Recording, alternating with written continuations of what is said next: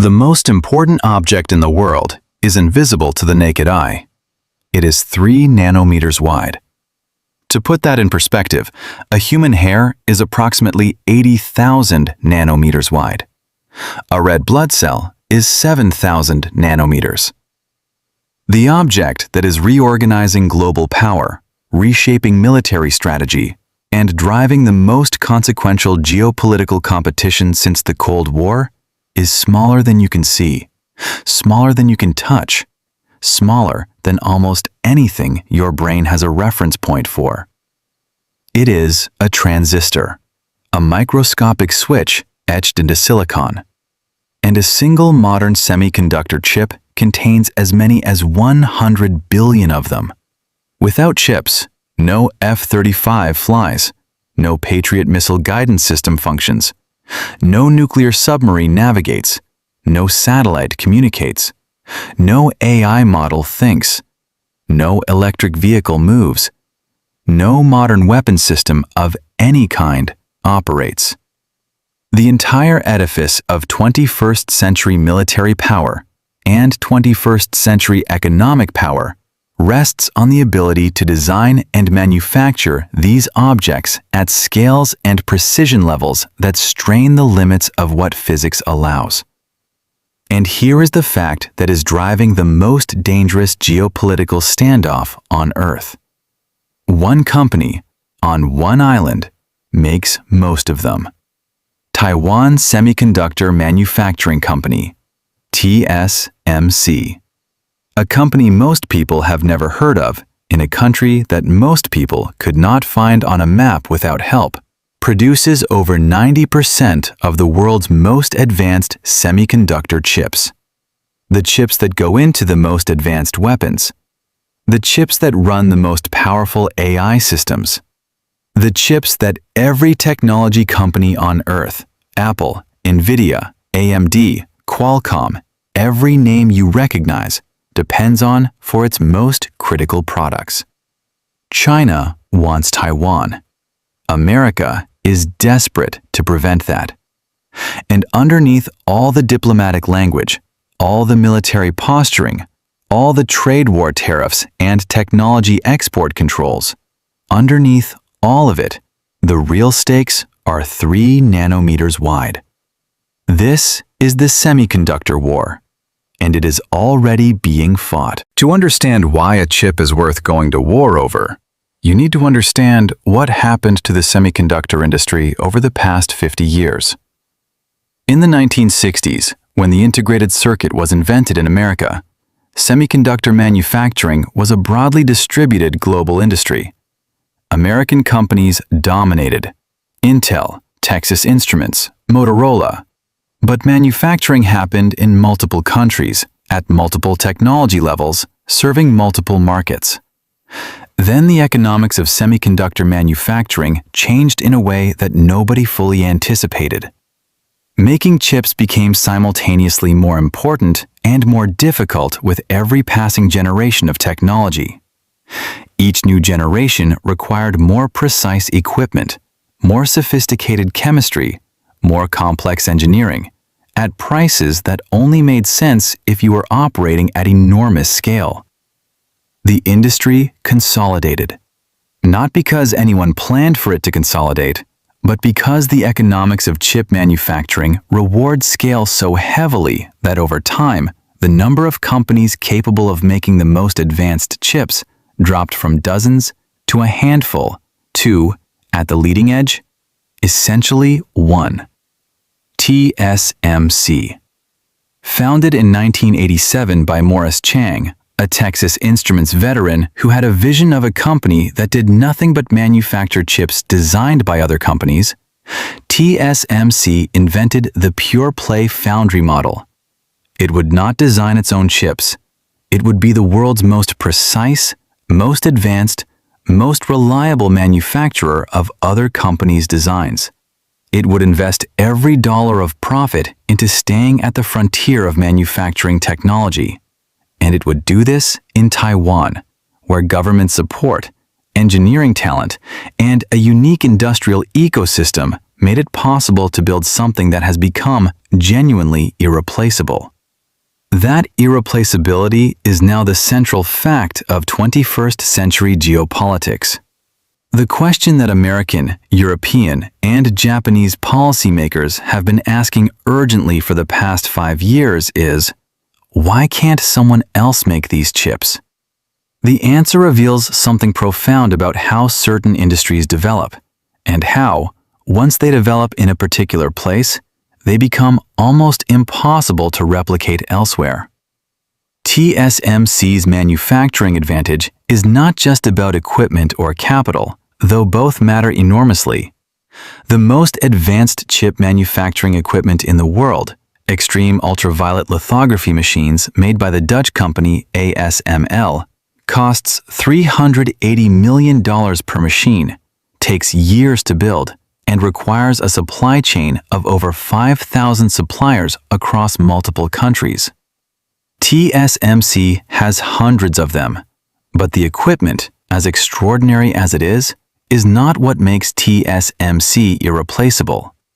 What makes TSMC irreplaceable is 35 years of accumulated process knowledge, the thousands of tiny adjustments, the proprietary chemistry, the engineering judgment built through millions of manufacturing runs that allows its technicians to consistently produce chips at yields that competitors cannot match. Intel, America's most advanced chip manufacturer, has been trying to catch TSMC for years. It has spent tens of billions of dollars. It has hired thousands of engineers. It has built state-of-the-art facilities. And it is still behind, still producing chips at yields and precision levels that lag TSMC's leading edge by at least one full generation. Samsung, the Korean technology giant, has invested comparable resources. It is closer, but it is not there. You cannot write a check and buy what TSMC has. You cannot build it in 5 years or 10. The knowledge is embedded in thousands of people, in decades of institutional memory, in a manufacturing culture that developed in a specific place under specific conditions that cannot simply be transplanted. Which is why the geographic concentration, all of it in Taiwan, is not just a business risk. It is a civilizational vulnerability. China's claim to Taiwan predates the semiconductor industry by decades. The People's Republic has maintained since its founding in 1949 that Taiwan is a province of China, temporarily separated by the Chinese Civil War, to be reunified by any means necessary when the time is right. That claim is about national identity, about historical narrative, about the legitimacy of the Communist Party's founding promise to reunify Chinese territory. It is real, deeply felt, and entirely independent of Taiwan's economic importance. But here is what the semiconductor reality adds to that already combustible equation. If China were to take control of Taiwan, and therefore control of TSMC, it would acquire overnight the ability to manufacture the world's most advanced chips. It would hold a choke point over global technology supply chains more powerful than any oil embargo in history. Every American weapons system, every Western AI company, every technology product on Earth would depend on Chinese manufacturing goodwill for its most critical component. That scenario, sometimes called the TSMC prize, transforms Taiwan from a geopolitical dispute about sovereignty into something closer to an existential question for American technological and military supremacy. American policymakers understand this, which is why the American commitment to Taiwan's defense has become more explicit, more militarily substantial, and more economically backed than at any point since the 1970s. And China understands that America understands it, which is why the military buildup across the Taiwan Strait, Chinese naval exercises, missile tests, air incursion records broken year after year, is not just posturing. It is the most serious military preparation for a potential conflict that the Asia-Pacific has seen since the Korean War. The chip made Taiwan one of the most dangerous places on Earth. In October 2022, the Biden administration made a decision that semiconductor industry veterans described as the most aggressive American technology export control action since the Cold War. It cut China off from advanced chips and chip-making equipment. Not partially, not with exceptions for civilian use. Comprehensively.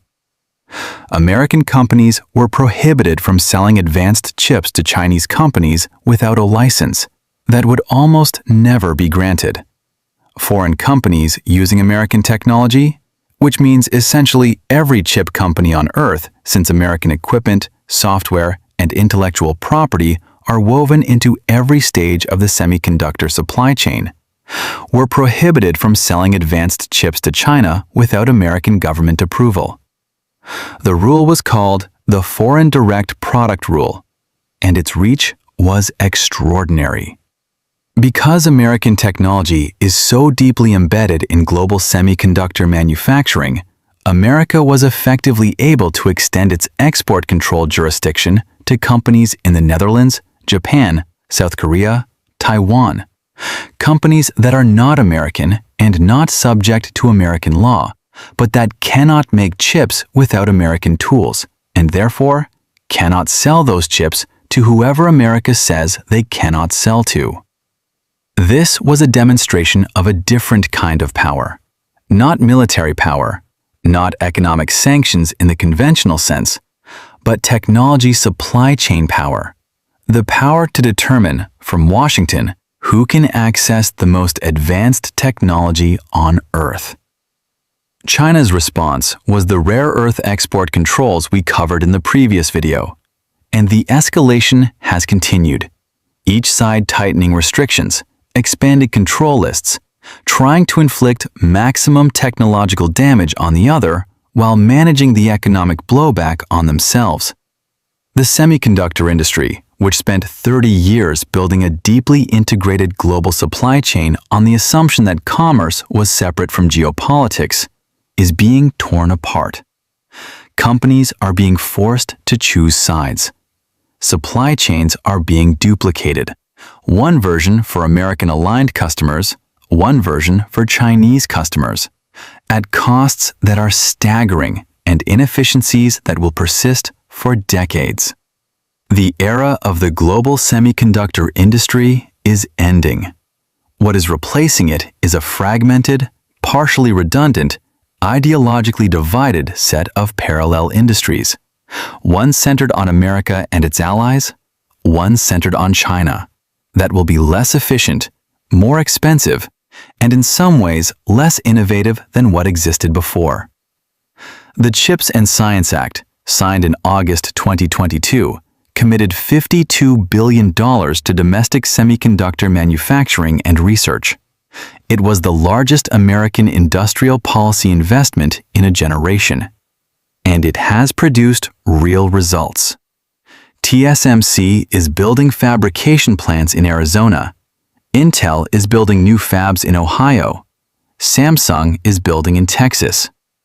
The American semiconductor manufacturing base, which had atrophied over decades as production moved to Asia, is beginning to rebuild. But the honest assessment of what the CHIPS Act can achieve is more complicated than the press releases suggest. The Arizona TSMC plants will produce advanced chips, but at costs estimated to be 50% higher than equivalent production in Taiwan, because the American manufacturing ecosystem that supports chip production, the specialized suppliers, the trained workforce, the industrial infrastructure, has to be rebuilt from scratch alongside the fabs themselves. That cost disadvantage will require ongoing government support to bridge. The timeline is longer than the urgency demands. The first advanced chips from American TSMC fabs are projected to come online in the mid-2020s, But TSMC's Taiwan fabs are already running at technology nodes that the American fabs will not reach for years. The leading edge keeps moving. America is building toward a target that is itself moving forward. And the CHIPS Act addresses American manufacturing, but not the full supply chain vulnerability. The equipment to make chips, ASML's extreme ultraviolet machines, is still made in the Netherlands. The specialty chemicals are still produced in Japan and Germany. The electronic design automation software is still overwhelmingly American, which is an advantage, but the physical manufacturing ecosystem remains globally distributed in ways that a single American legislation cannot change.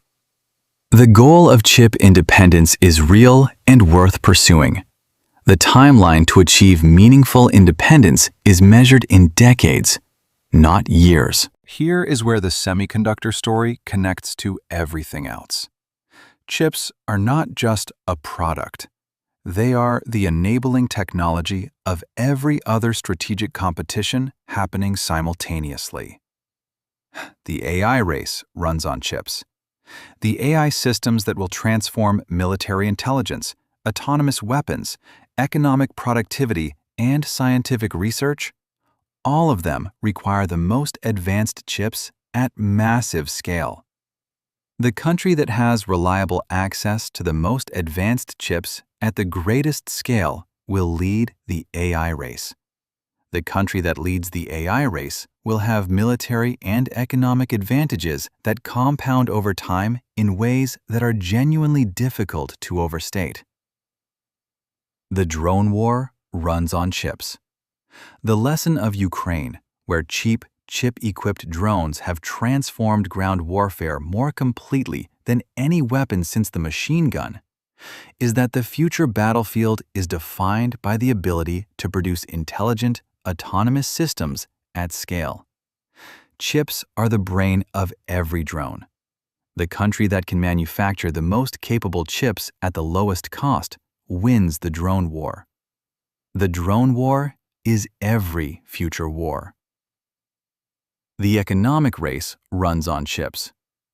Every industry that will drive growth over the next 30 years, AI, robotics, autonomous vehicles, precision medicine, smart energy grids, is a chip-intensive industry.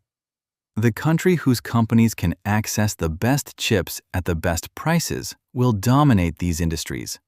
The country whose companies cannot will fall behind in ways that are structural and self-reinforcing.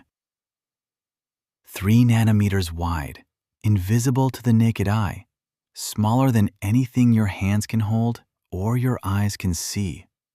And yet, the fate of nations, the outcome of wars, the shape of the global economy for the next century, all of it runs through this object, through the clean rooms of Taiwan, through the export control lists of Washington, through the ambitions of Beijing, through the extraordinary, fragile, irreplaceable industrial achievement of one company on one island in one of the most dangerous straits on Earth.